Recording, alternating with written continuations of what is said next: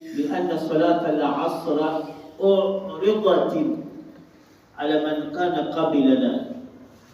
بيقامت عرضت على ما كان قبلكم صلاة العصر باقي وباب سوقه في سوق الكف فضيعوها نبجل قجلنا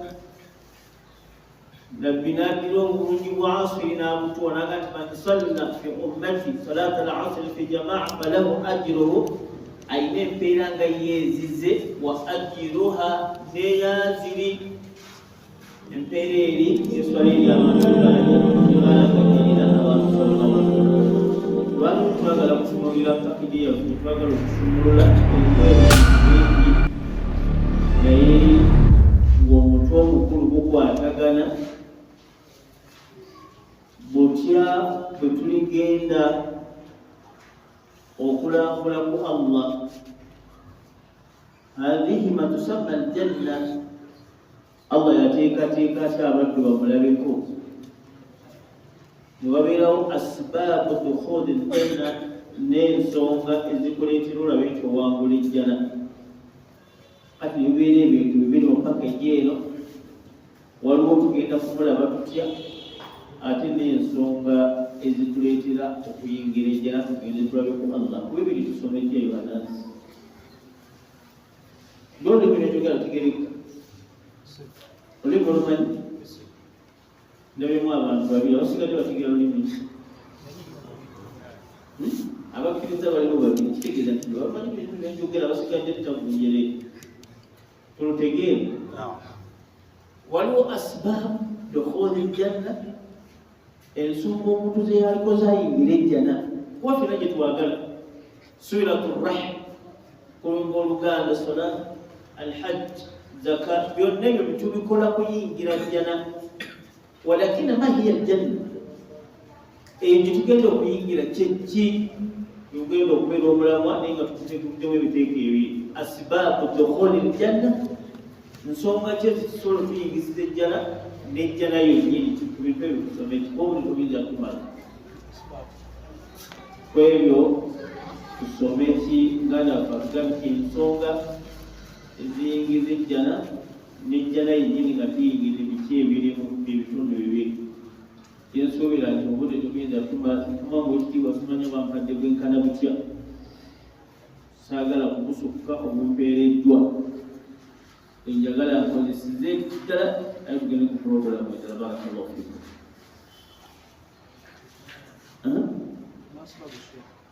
Naam, nkyabuuza mukama wange ampadde obudde, ampadde budde ki? Saagala kukyukira mu ddala. Abayizi bayinza okuba baagala kudduka bwe budde budde ki bwe tuba tukozesa era obudde bwebulimu webajja okugendera bajja okutuulira bampadde ajja okugenda agendamu bwe bampadde naye tekugamba okugendako omuntu bwebudde bwe bampadde la okozese budde ki baganda bange ab'ebitiibwa abeno tebogera okwogera buyiti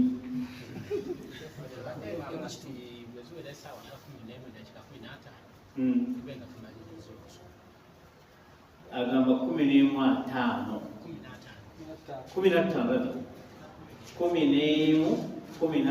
kubenga tumaliriza darusu yaffe tukyegaseeko 15 atusozeewo ki asbaabu dukhuli aljanna, biki by'okola oyingira ejjana oba biki ebiri mu jjana mugiyingidde omuli okulaba ku Allah subhanahu wa ta'ala. Njagala tuyinza okutuuka kumala, njagala twogereko ku ekyo kimu aka bali bakkiriza n'omulundi omulala netufuna ekisigaddeyo oba tusobola obigatta byonna kikimu ku ebyo. Ebirowoozo byange naye nga mumwagalire byange ebyo byange ngange naye nze mbuuza kuba nsobola okubikola nga soyinza kwagala byonna byoyagala nebikuwayo munsigo okulali mulamu olekwerekereza bwerekereza naye agamba tusome ku nsonga zireeta omuntu okuyingira ejjana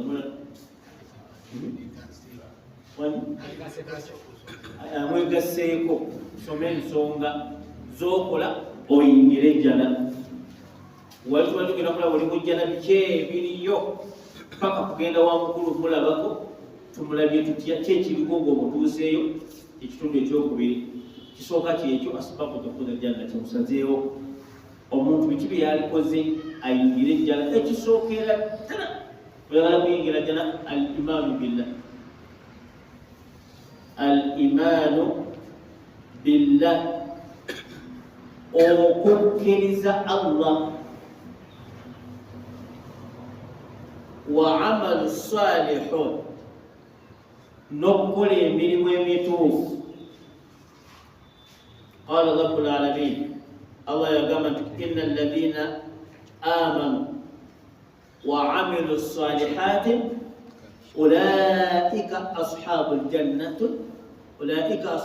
jannati hum fiha khalidun. Inna alladhina amanu, aba balinzikiriza. Mamana al-iman wa ma huwa al-mu'min. Al-mu'min man saddaqa Allah wa rasulahu, akakasa Allah yagamba nombaka hadha huwa al-mu'min. Kati Allah yatugamba nti oyagala kuyingira jana al-imanu billah, kukkiriza Allah.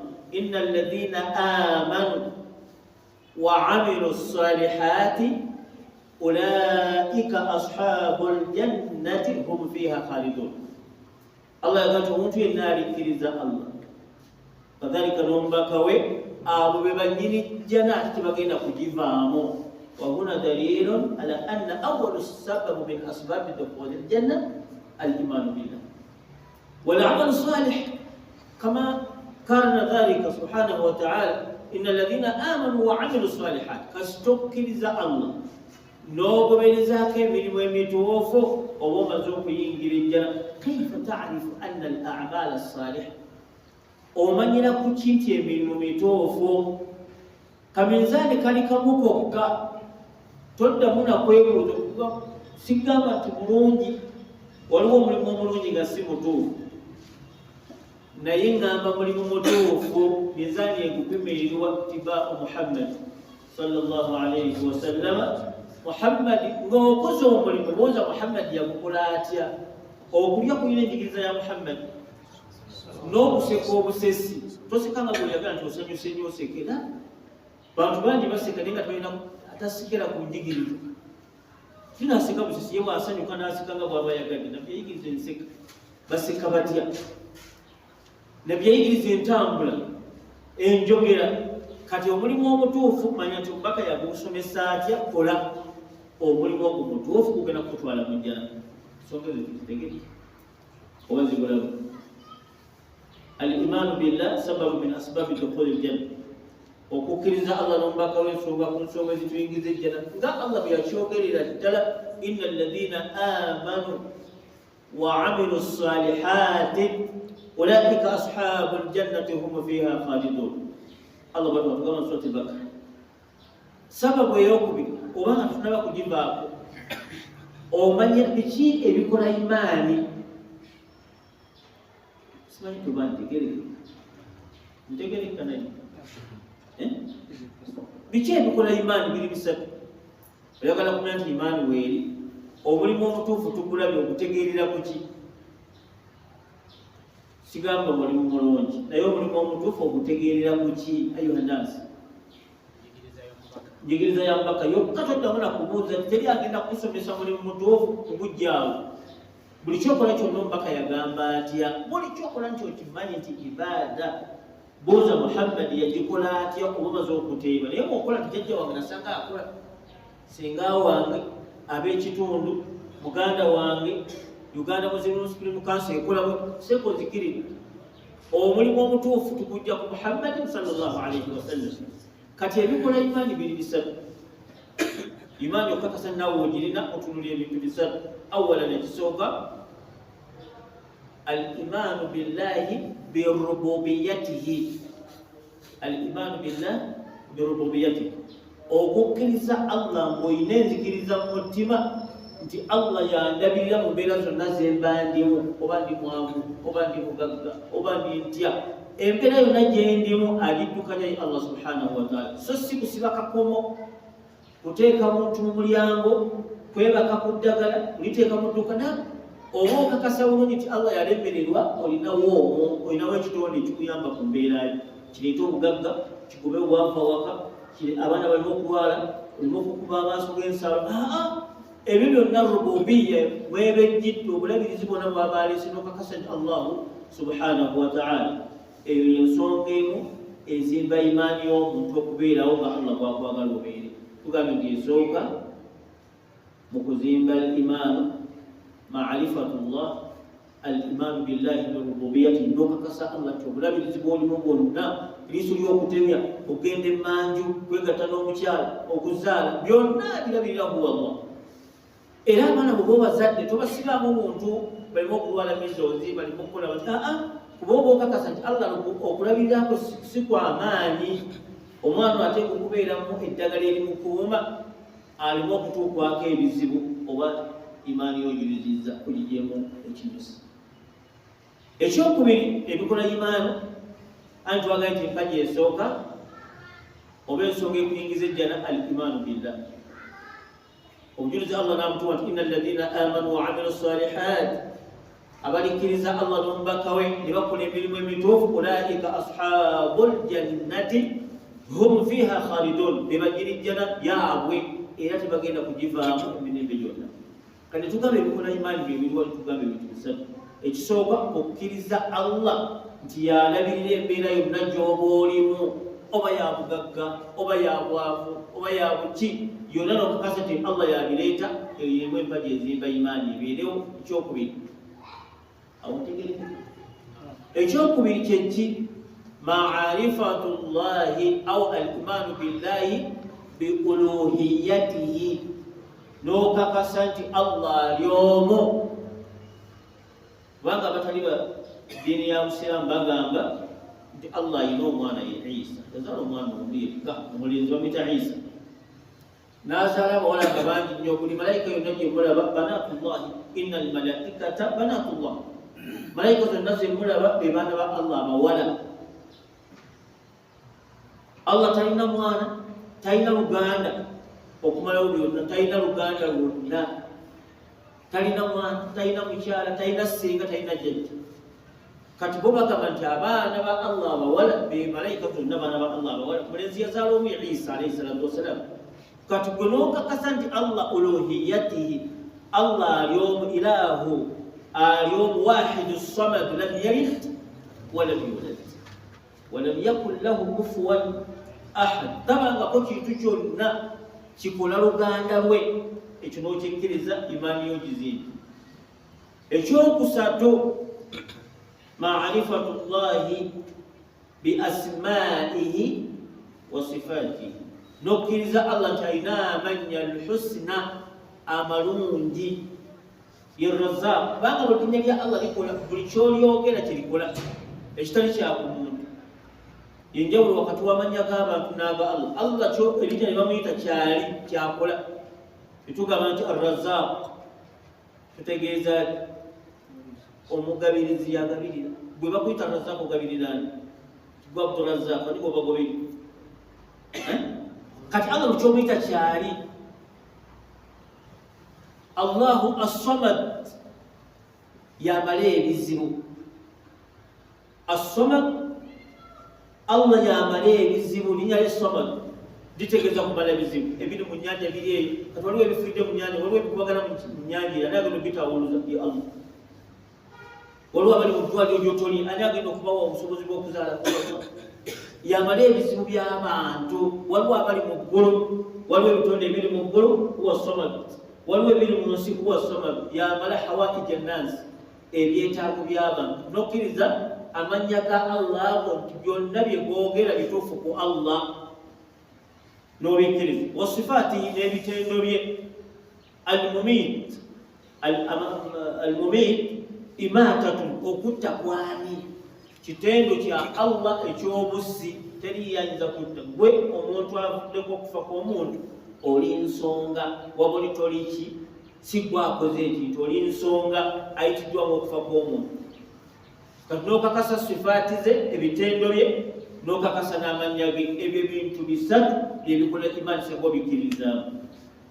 Muntegeera ayuhannaasi oba sitegeerekese? Sitegeerekese ayuhannaasi. Ebingi si kyekikulu, ebitono ng'otegedde kyekikulu. Kugambye nti mu nsonga ezireetera omuntu okuyingira ejjana tugambye al-imaanu billah, okukkiriza Allah wal amal salih, n'okukola emirimu emituufu. Netugamba ebikola imaani biri bimeka? Tugamba biri bisatu. Singa Allah alikuwa mu mutima gwo ng'obikolerako bumaze imaani beewe eri. Netugamba ekisooka ki? Okukakasa Allah. Tutegeere mulimi lw'olutegeera Allah y'alina obulabirizi ku buli kitonde kyonna mu mbeera zonna gye kirimu. Netugamba ekyokubiri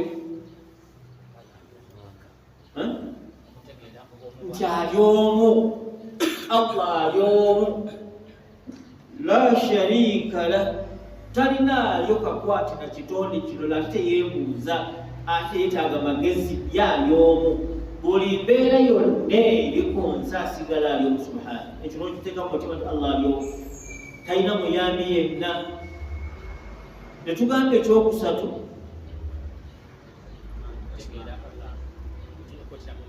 amannya ge n'ebitendo bye, nti buli linnya kyebamuyita akisobola. Buli kye tumuyita akisobola. Al-Wahhab, omugabi, si yagaba, atona. Ar-Razzaq, kati ebyo nali tubikkiriza nti bya Allah subhanahu wa ta'ala, ebyo bikola imaani y'omuntu n'asigala ng'ali Allah subhanahu wa ta'ala. Sababu eyokubiri eba eyokusatu. Eyokubiri tugirabye yeruwa.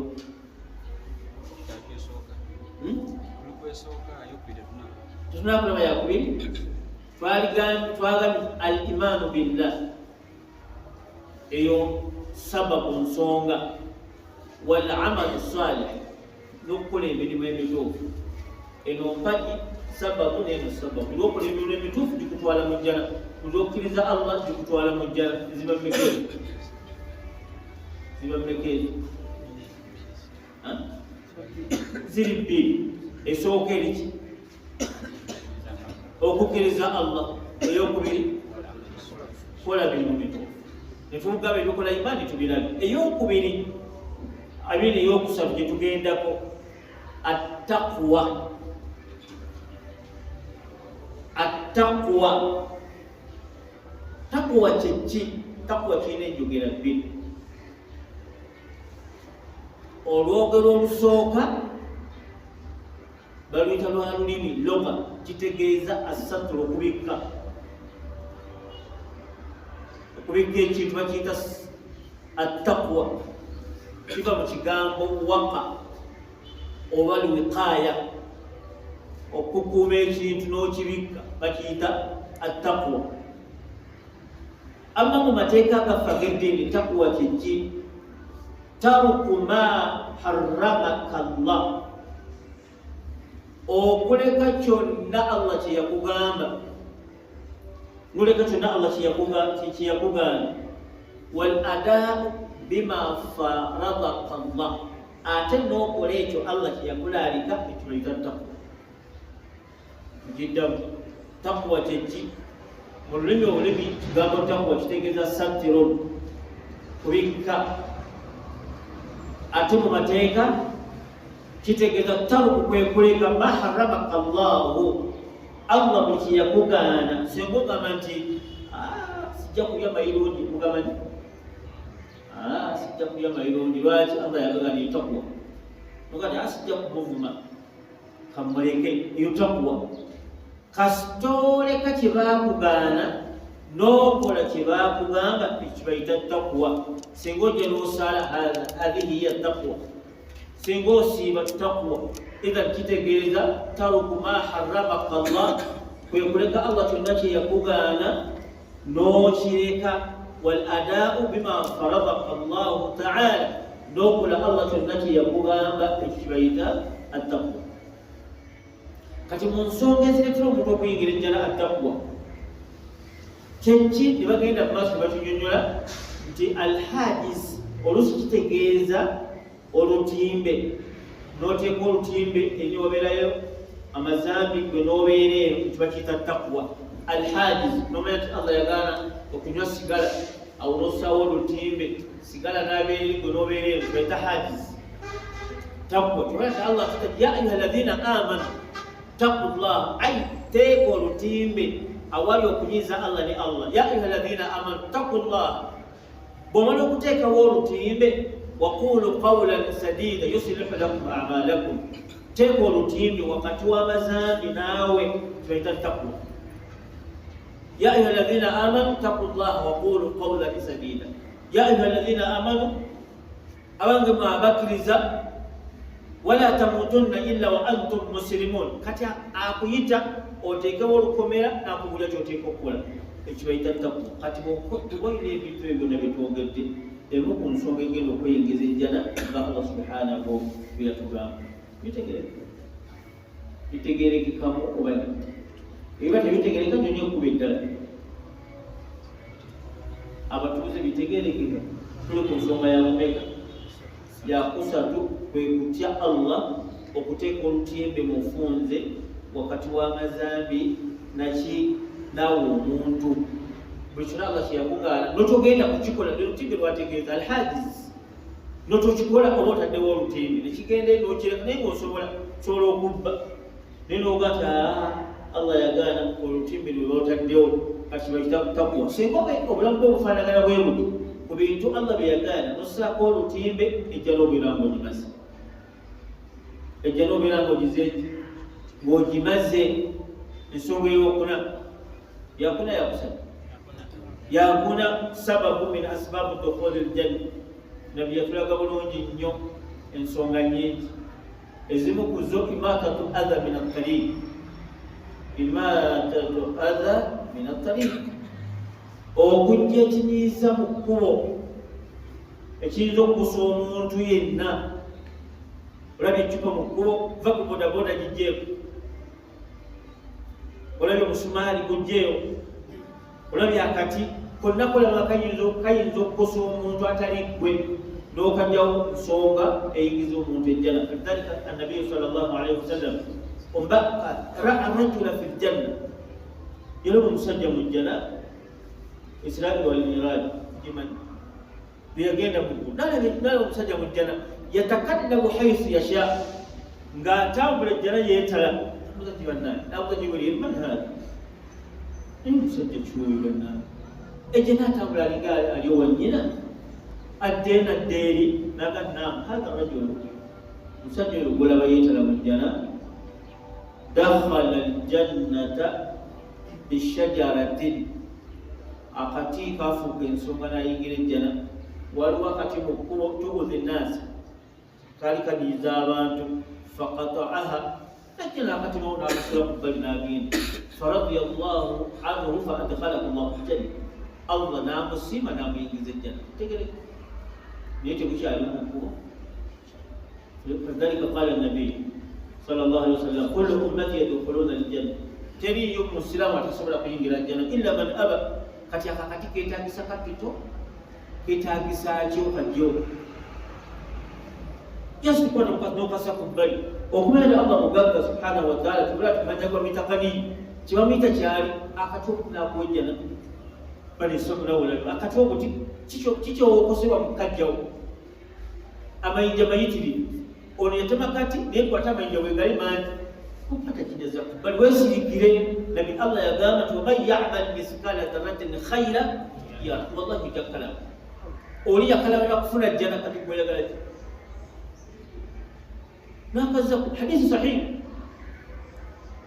Na ekyo kujja akantu muko kintu mu nsonga eziyingiza omuntu ejjana. Omusajja Allah yatulira mu swala, teyatulira mu kintu kyonna. Ensonga ey'okubeka yakuna yakutaano, tugenda ku yakutaano. Ensonga ey'okutaano al-afwu, okusonyiwa. Singa osonyiwa omuntu ng'akunyiizizza, sekejja ne beeyingira, n'osonyiwa omuntu Allah tubanti balinga ayogera ku bantu abo yagamba nti wal'afina 'anil nas wallahu yuhibbul muhsinin. Allah yagala nnyo abalongoosa batya abasonyiwa abantu. Lidhalika qala an-nabiy mpaka yagamba sallallahu alaihi wasallam man qadama al-ghayza, omuntu alisiba obusungu, walahu al-qudra an yunafidhahu, ng'alina obusobozi obunyigiriza oyo amuzeeki amunyizizza nakatela mulesi, khayyalahu Allahu ala ru'usi al-khalaiqi yawma al-qiyamah. Allah agenda kumuyita mugandi Yusuf, abantu nokuva kwata mpaka alisembayo Yusuf. Musiramu agenda kutuuka ngati anyambita mu bantu bano abangi. Yusuf ibn akuyita ennyala ya kitaawo, Yusuf ibn Muhammad, ogenda kutuuka labbayi mukama wange ninga tumulaba agambye tugenda mu jjano gyeyo omukyala gwoyagala oyingire naye jjana musonyiwa munno wal'afina 'anil nas.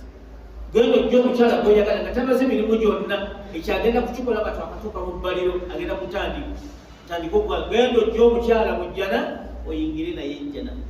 Bw'omujja omutwala muli olaga kugenda mu jjana. Idhan okusonyiwa kigambo kikulu nnyo.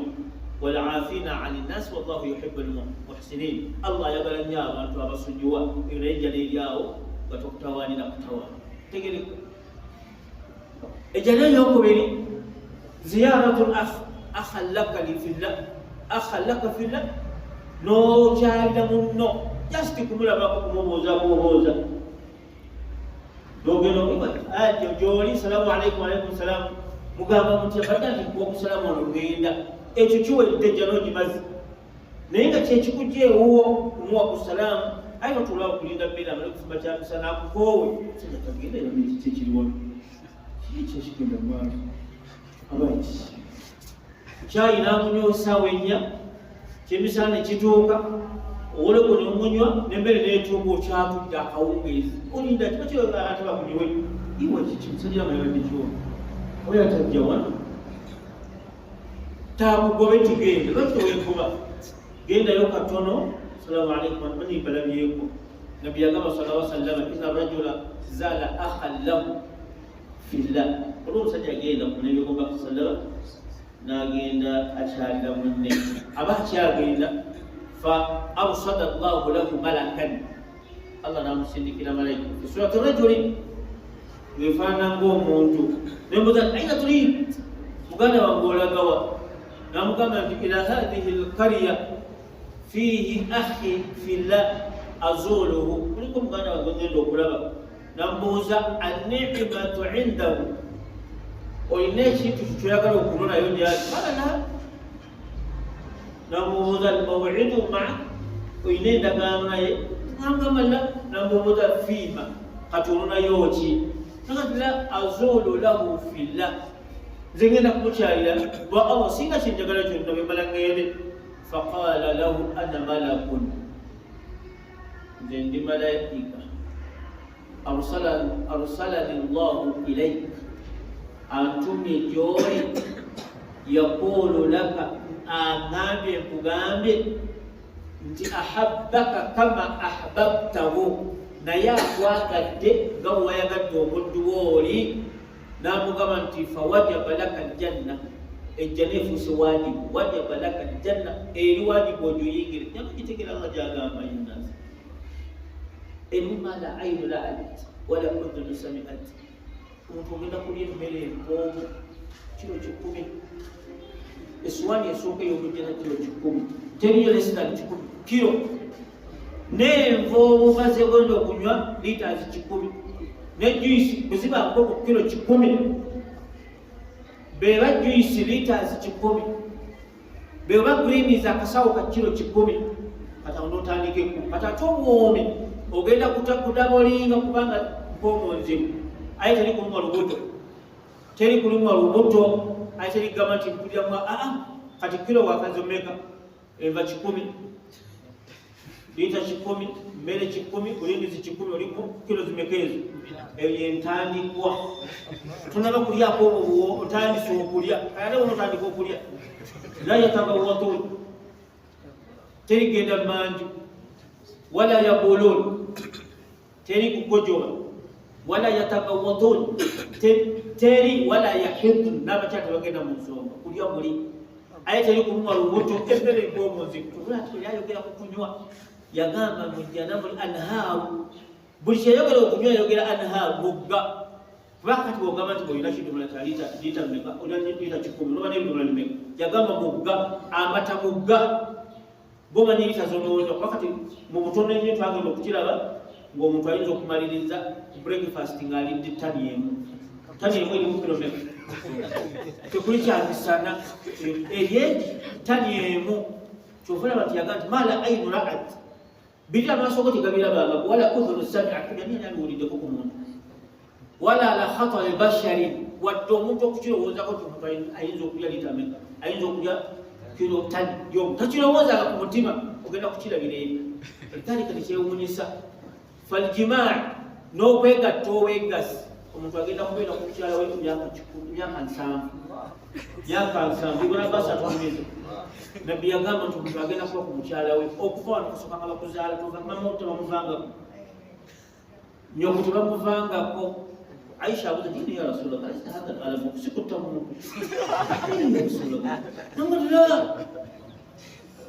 tewali buki buwoomi lwaki qala jalla waala inna anshanahunna inshaa abakyalahunna bakola fajaalnahunna abakara virginity eyo gyayogerako mu Luganda kibayita embeerera yagamba Ibn Qayyim embeerera eyo yopapinga bwoti bagenda okutegeera aje okumanya n'ogira bwoti osanga mpya nozaayo nosanga mpya anti emyaka 7 oyagala okuvaayo teriyo okusoma bulaadi teri kusiiba sinakusiibulo emmere yereeta muli yokka aina yashirabu biha ibadullahi yufajjirunaha tafujira w'oliyagaliyo ekyokunywa kyonna woba oli olimu bulina mukyala wo gira ku kizibu oli akakopo ne geeta n'onywa n'ogenda mu maaso na mulimu myaka 7 ati kiki omuntu aba ayagala kyeyondana walidhalika in anshanahunna inshaa fajaalnahunna abkara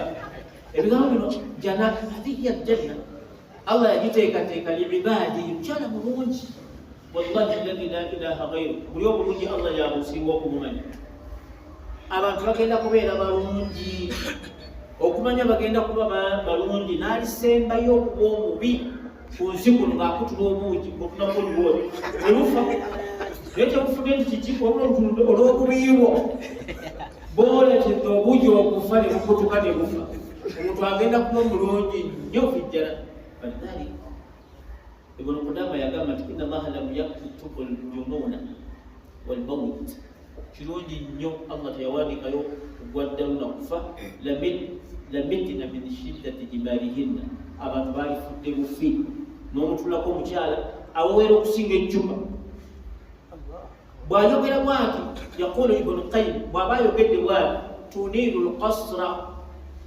akaloboozi kano kayogera kamulisa olubiro lwenkana Uganda nabbi n'akyeta mu hadithi ya Bukhari emisana bwe tuyinza kulaba kitangala kyabo ng'enjuba gyeri n'omukyalo byaziba enjuba ng'ekitangala ky'enjuba ekikuziba omwezi kakayinza okumanya omwezi nga gyegutibwako nogati ekitangala kya mwezi tekisoboka naye omukyalo oli bwati obulungi bufaanagana butyo bulungi ensi yonna si Uganda nabbi yagamba ensi yonna abantu era kyokulaba sallallahu alaihi wasallam yali asaala salatul asr ng'asaala Anas atunyumiza nabbi nebaleeta ku matunda g'omujjana malaika zaali ziyitawo n'agibuukamu sallallahu alaihi wasallam n'abuuka kuswala n'addukaako be n'abaleka nga basaala n'agibuukamu nabo ne basigala jabiranima ne tusigalayo twagenda okulaba agenda bwati n'omukulu subhanallah ate nga batya okugamba nti agudde eddalo nakyo bakitya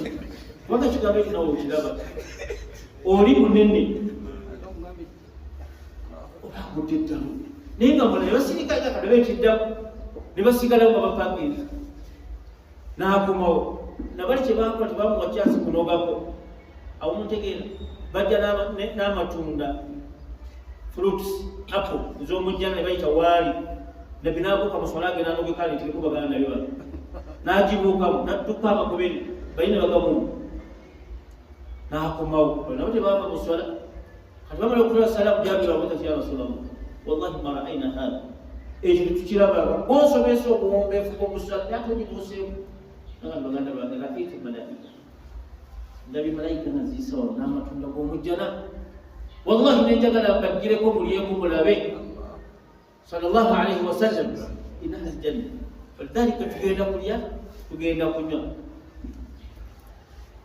mulimu ekitanda kitambulwako emyaka 10 kitanda kutanda si nyumba bakiyita ariqatun Allah yakyogerako ala al-araiki yandurun tubikyulyaako ekimu bakiyita ariqatun ebindi babiyita araika abantu bagenda kubeera mu kitanda naye nga kuliko ekisawo ky'ennyonyi kuliko biikyezi kuliko buli kimu kyonna ebisawo by'ennyonyi kitanda si nyumba kyokka ntebyebiragala kubala kutuuka esomatufuna nafanagenda n'atubuulira ayina ebiyayinza otukwenderayo n'atulabirako falidhalika biri byetaaga kulabako nawe kyagala okubuulira ekitanda kiriko ekisawo ky'ennyonyi ate si nnyonyi z'ensi kubanga ensi magezi ga baganda bazungu bye bagakola naye Allah yakola ennyonyi ndala nnyo kuliko ne beaches ala al-araiki yandurun bali batunuulira mu kitanda buli kimu kiri kuli nnyonyi ekweri mu kitanda emyaka 10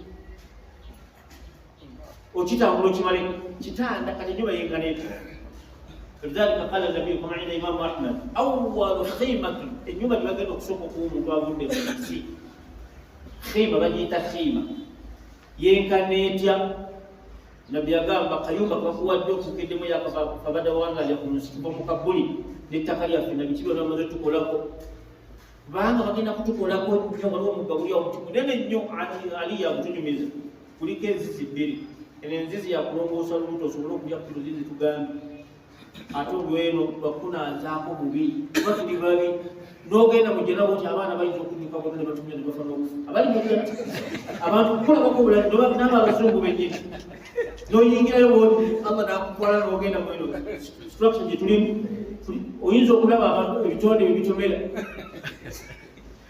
kuba tusobolera ddala eri abantu balungi bazzewo bwetugambye nti obulungi bwoli buziba enjuba ensi yonna mali nawe tomunamu ekigambo ekyo hadisi enda negamba nti law anna mraata ahli aljanna طلعت الى اهل الدنيا لامن من في الارض جميعا tekwali baddeko kuno atasiramuka n'okuva ku baali siramu senga tunakolwa mulanti yoyo asiramuka oyo mukyala wo omujjana la amana man fi al-ardi jami'an tekwali sigadde atali musiramu tubakoze kuna da'wa walebe gondi yani papa ngajja muzikimana nga tayirira aliwa noli bonna ba pastors baali siramu mukyala wo omujjana omulaba senga Allah bawa chance kali kafutira chance eyo suubidde Allah kyabatugali falyatanafasi antamanekufuganye kubanga ejjana yammwe ebitali kitanda kinene kitambuliwako emyaka emeka myaka 10 ala al-araiki yandurun kigambo arika tukikimu ebindi babiyita araika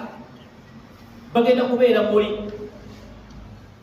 tugambe ejjana ennyumba esooka gye bagenda okutuwa yenkanaki yenkana 60 maila kompawundi yako eriku mailo 6 kompawundi bayita khima gy'ogenda okusookeramu bagiyita khima watuluha ate bw'oyambuka waggulu 60 maila hadisi ya Imam Ahmad 60 maila eriko mailo 6 olujja mailo 6 olubalikumawa lujja bujja nabiragambibwa fi kulli zawiya ate eri gyesemba ahluhu waliyo ate amakamalala la ya'rifuna al-akharina abeeri ate bamanyi beeru eno waliyo n'eri waliyo n'eno bakyala babo nabiragamba nti qulubuhum kaqalbi rajulin emitima okumanya abakyala beeri n'abeeru bakwatagana nnyo baliko omutima n'omuntu n'ebiyungo bye lwaki nti kizibu nnyo okusiŋŋaana eriiso ng'olwadde gaalubindi okufuna okugala okuwulya